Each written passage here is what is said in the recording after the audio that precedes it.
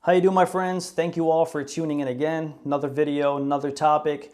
Now this video is going to be about how to buy a house. For some of you that may be very clear on how to buy a house and you may already know the process, I'm going to break it down in a couple very simple steps. But if you're anything like me, how I was when I started out, I got into real estate because I didn't know how to buy a house and I was wondering how this process worked. So I was literally driving through my neighborhood and I was looking at houses and I'm like, well, do you just like take a backpack full of money, you drop it off at the seller's door and be like, well, this is my house now and I'm going to move in tomorrow? Like, how does this work? So I met a guy at a restaurant. He was in real estate and I asked him this specific question, and the answer that he had for me changed my life forever. And I asked him specifically, like, how do you buy a house? He did not answer the question, but he said, go get your license. I'll teach you something about real estate. Because I was homeless, because I was jobless, I had nothing to do, nothing to lose, I was like, well, screw it. I mean, what can go wrong? What can I lose? 7 years later, here I am, successful career and still going strong. And I'm going to teach you guys the process and answer some of the questions that I may have had back then. So just in case you're just like me and you have no idea how this process works. So without further ado, let's go. So step number one is going to be establish your budget. And I see a lot of people go wrong right here on step number one.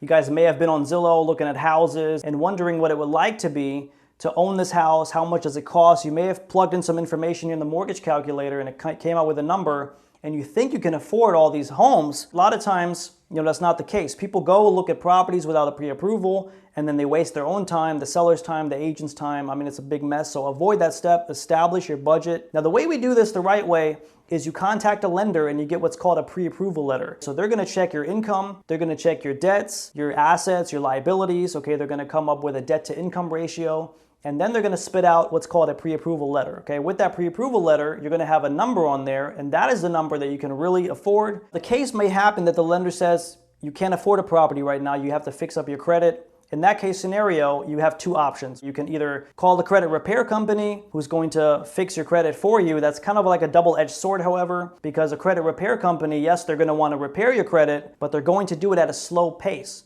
Because if they fix your credit quickly, then you're no longer a paying customer. A little bit of a double-edged sword. Now what you should do instead of hiring a repair credit company is talk to the lender on what they would recommend you pay off first that would have the biggest amount of impact on your credit. This is how you get it done faster. If you're looking for a lender, I always recommend Sean Carter with Movement Mortgage here in Florida, and I use him for all my clients, for my transactions, even for my own personal transactions on my own homes.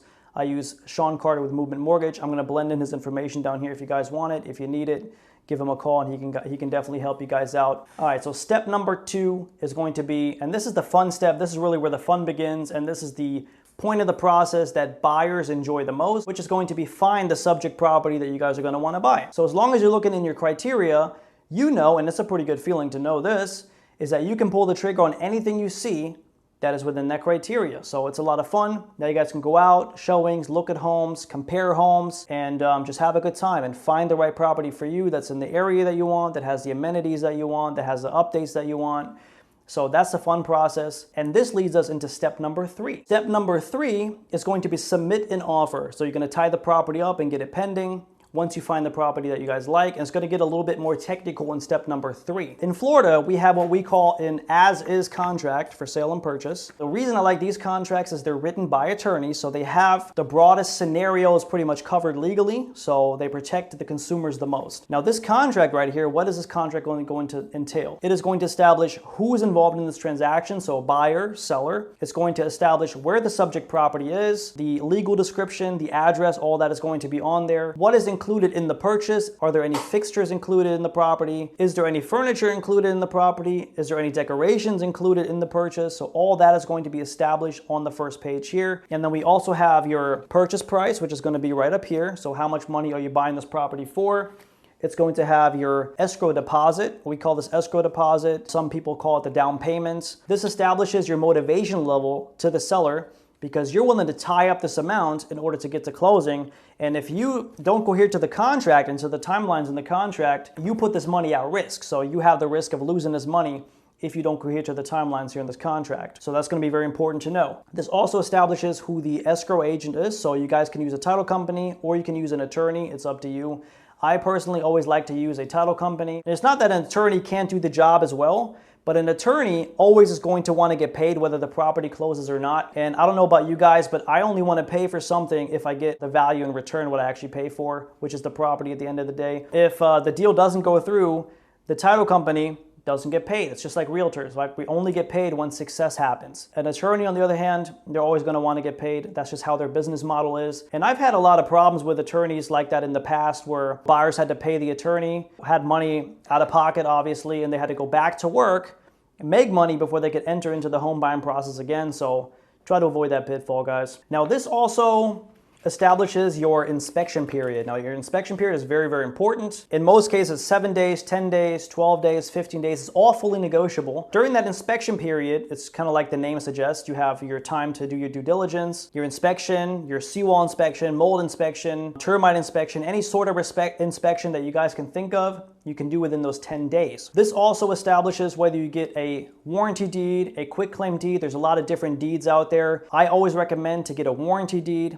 It's very, very important because a warranty deed covers the most amount of issues that may happen in the future. The title company, when they give you a warranty deed, they're going to give you title insurance. Title insurance means that the title company, they check the links of all the ownerships throughout the property's history. They made sure that there's no missing links. This is how this works, for example. If you had a seller that owned this property 10 years ago, now suddenly he passed away and he made this property out to his niece in his will, then one day you're going to get a knock on the door saying, hey, my grandpa made this property out to me in my will. It's my property now. If you guys have a warranty deed and a title insurance, the title insurance company is going to cover any damages that may occur down the road. So it's an extra layer of protection that you guys are going to want to have. A lot of people think it's a waste of money. I certainly don't think it's a waste of money. Title insurance is extremely, extremely important. So make sure you get a warranty deed. Also, at the bottom of this contract is going to determine if there's any addendums that need to be filled out for the specific property. If the property is a certain age, you're going to need certain addendums. If you make any name changes to the buyers or the sellers throughout the process, you're going to need addendums for that. You're going to need addendums if you're buying something in an HOA, if it's not in an HOA. So you want to keep track of all that, and your agent's going to do that for you. Make sure you keep track and you have all your addendums together. Okay, so this covers the most amount of scenarios that can happen here with this transaction. Now, you guys can see right here at the last page of this contract, you have the additional terms. And you can put anything in here that you want. So, depending on the marketing conditions, I see this additional term section get pretty damn freaky, to be honest with you. I've seen people, like sellers, offer like a yearly Netflix subscription, things like that, all in here in the additional terms. You can put anything in there that you want. It's all fully negotiable, okay? All right, perfect. Now that you got the property officially under contract, congratulations. That brings us to step number 4, which is going to be keep track of all the timelines, schedule all your inspections, make sure that you co-op with the title company if they need any documents from you, and they're going to do their lien and their title search. Let's talk about the inspection real quick because the inspection is extremely important. I always recommend to you guys to have a regular home inspection at least. So throughout the home inspection, the inspector is going to inspect all the major items. So the roof, AC, plumbing, electric, those are the major items in the house. They're going to find anything that is out of place. Now, when we get these inspection reports back, they usually look worse than they actually are, simply because you're paying somebody, remember this, you're paying somebody to go in there and find anything wrong that you possibly can. And if you pay him $400, $500, $600, depending on the size of the house, and he comes back with nothing, you're going to be like, well, did this guy really do his job? So they're going to put anything on there that you can possibly imagine. And a lot of buyers usually are a little bit scared off because they think there's something majorly wrong with the house. But remember, we want to look for the major items: roof, AC, plumbing, electric. Another thing here in Florida that is very, very important and that pays for the inspection alone is a wind mitigation report and a 4-point inspection. So when you go on and you own this house later on, your insurance company is going to ask you for a wind mit and a 4-point inspection. If you can provide that to them, then your insurance costs will go down. And over a lengthy amount of time, that's going to pay for the inspection itself. So definitely get an inspection and make sure that you request a 4-point and a wind mitigation report while you're doing the inspection. Throughout step 4, the title company may reach out to you every now and then just requesting information. But ultimately, and this usually happens about a week or so before closing, they're going to complete their title and their lien search. Lien search just to make sure that you don't have any liens on the property when you buy it, so it's all free and clear of any liens. And then they're going to do their title search, which I kind of briefly mentioned as well. So they're going to check the links of all the owners that had the property before you, make sure there's no missing links, and that you guys can get title insurance and clear title when you sign at closing for this property. So step number 5 is going to be your clear to close from your lender. Okay, it's going to be your closing and your final walkthrough. Once you get your clear to close from your lender, this means that you've been fully approved for the loan. They're ready to send the money, and you guys can then go ahead and schedule the closing anytime that you want. That fits either you or the seller. Just make sure that the seller's ready to move out. What you're going to want to do before closing, this is very important, is to do a final walkthrough. The reason we do a final walkthrough, guys, is because we want to make sure that the property is in the same condition as it was in when you guys saw the property at the showing. And if there's any decorations that you guys have negotiated throughout the process, if there's any furniture that you guys have negotiated throughout the process, you want to make sure that the seller left all that for you and did everything according to contract. Once you do the final walkthrough, then you go to your closing, then you sign on the dot, and boom, congratulations, you get your keys and the house is yours. You guys can officially move in. When you move in, make sure that you switch the utilities over. I see a lot of agents forget to mention switching the utilities over for their buyers. 24 hours after closing, you don't sit there and suddenly you have no lights and they turned everything off. So make sure you switch utilities over, but that's it, guys. Then you move in, you're ready to go, you got your house, and that is pretty much the process on how we purchase houses here in the United States. A lot more detail to this. Okay, but if there's anything throughout this process that I just mentioned that is not clear and you guys want me to elaborate on that, please leave a comment down below and I'll be happy to do that, and I'll go into more detail on maybe like different types of deeds that there are, or any question that you guys may have throughout the process on what you should look out for. So yeah, leave a comment down below and I'll be happy to make additional videos for you guys down the road. Please leave a like, please leave a subscribe, and I'll see you guys on the next video. Thanks for watching.